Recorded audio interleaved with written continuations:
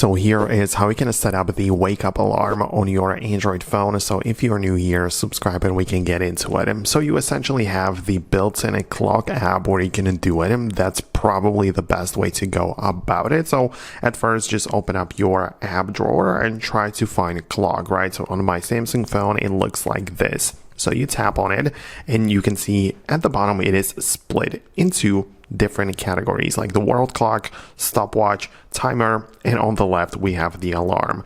And I have one which I had set up before, which is at 6 a.m. so I can re-enable it if I wanted to, but I can always tap on the plus button and set up a new wake up alarm on my Android.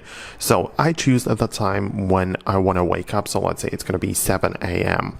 Then I choose the days on which I want to wake up, so it's probably going to be like every weekday, or you can set it up specifically according to your schedule. So then we can go further, we can give it a name. So let's say we name it work.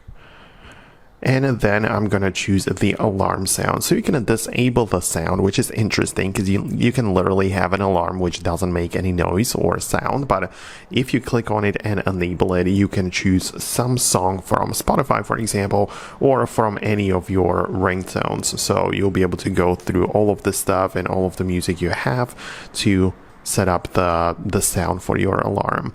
And also below you have some more settings like vibration, snooze, like how many times you can snooze the alarm for, and how long the snooze is going to take, plus the alarm background. So you can also kind of like make it look a little bit different, like the screen. You can give it a distinct look when you are setting up or when you are getting the alarm in the morning. You are going to see like this blue and black screen. You can change it to whatever you want, but essentially you hit save and now the alarm is active. So it tells me at the top that it's going to ring in 22 hours and 18 minutes. So pretty nice, works well. That's how you can use it.